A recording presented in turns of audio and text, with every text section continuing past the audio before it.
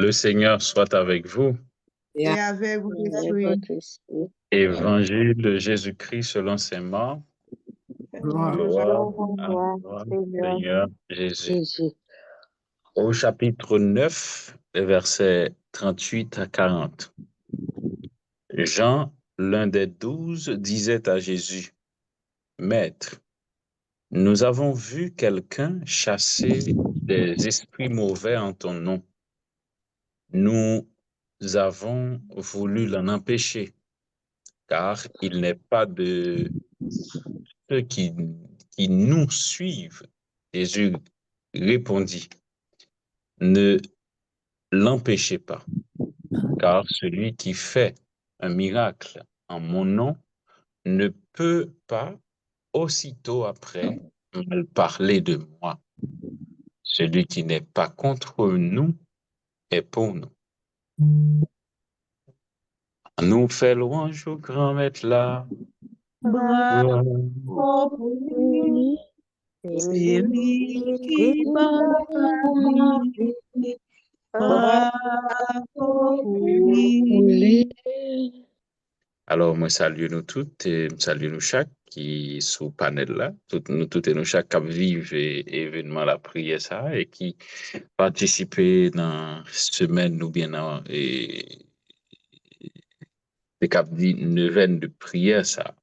Alors, nous demandons bon Dieu pour lui remplir nous avec avec force l'Esprit Saint, qui permettre que à la lumière de l'évangile, nous capables de comprendre ça, bon Dieu, voulait dans la vie, nous, ça pour nous-mêmes, nous devons faire, pour nous faire bon Dieu plaisir, et comment pour nous vivre. Ça, bon Dieu, voulait, l'un pour l'autre, et vivre pour que nous capables de bon Dieu chance pour y habiter dans la vie. Alors, et dans l'évangile, nous sommes aujourd'hui, nous capables d'entendre Jésus, et pareil, c'est pas une sorte de récrimination, mais au fait, en quelque sorte, c'est ça. Et nous, c'est comme si nous, ouais, Jésus qui a récriminé Jean, parce que Jean gagne un comportement qui crasse pas tellement fait plaisir à ça, bon Dieu, ou bien à ça, Jésus lui-même, comme bon Dieu, comme Seigneur, l'hypothèse, la proclamer. C'est qui ça?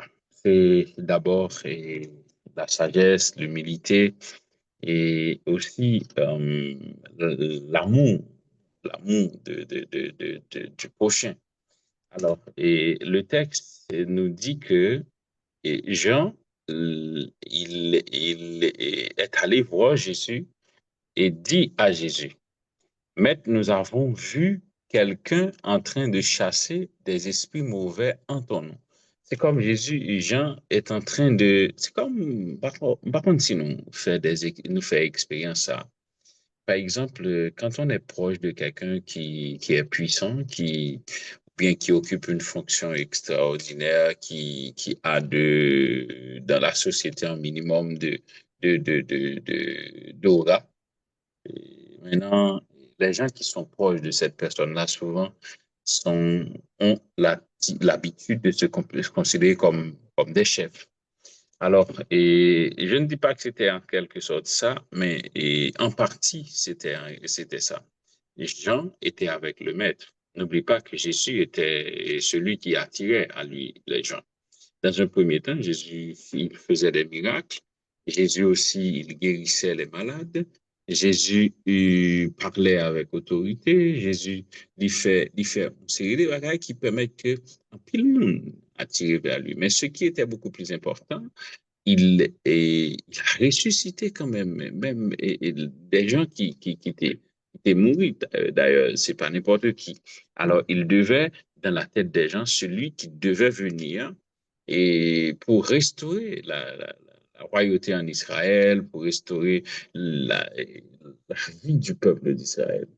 Alors, et Scipio, tout et chaque qui était plus proche de Jésus, il se croyait être bien assuré d'ailleurs. C'est si oui, Nex a venu comme moi, chaque monde a bien un poste.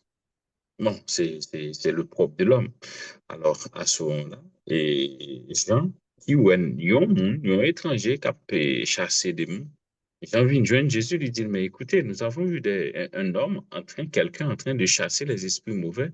Nous, on a choisi de l'empêcher. C'est comme, catégorique. Et donc, comme tu dit le matin en la prédication, moi, l'ami du chef est plus chef que le chef. Alors, Jean dit que nous empêchons, nous voulons empêcher, nous pas quitter l'aller. Jésus dit, monsieur, mais pas quitter, pas empêcher. Yo pas qu'à parler de nous. Et puis après ça, yo pas qu'à faire miracle. Non, non, non. Et puis après, pour y parler mal de nous. L'impossible. Alors Jésus rappelait que, alors, dans la félicité de Dieu, ça, bon Dieu attend dans nous, tout le monde est place. Écoute, il suffit que la personne accepte de vivre pour Dieu. Ça veut dire que en Dieu, Dieu ne fait pas de différence. Dieu ne fait pas de différence ni de classe, ni de couleur, ni de rang social ou quoi que ce soit. Ça veut dire que tous, nous avons de l'importance aux yeux de Dieu. Mais nous avons vu nous avons vu quelqu'un en train de chasser. Nous avons voulu l'en empêcher, car il n'est pas de ceux qui nous suivent. C'est-à-dire que c'est pas mon cap suivre nous.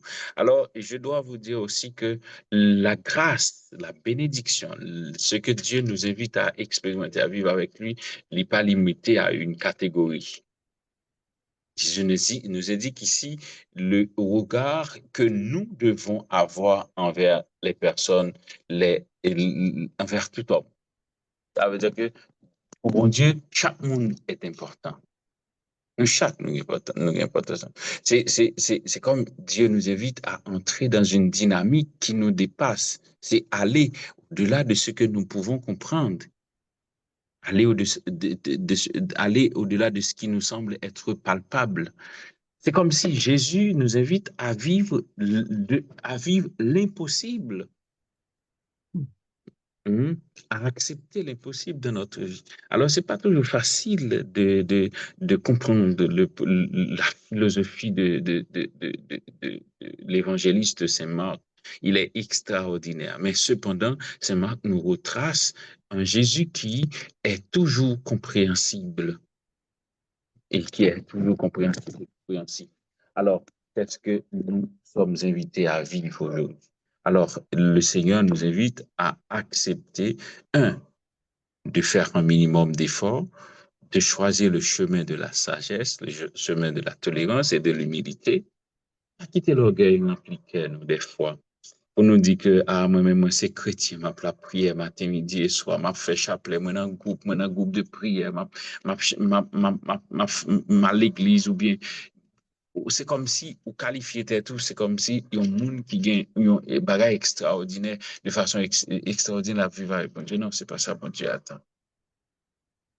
Et avec ça, des fois, on peut comprendre, c'est comme si on pourrait peut-être se dire que, je suis différent. Non, c'est pas vrai. Dieu seul sait qui mérite.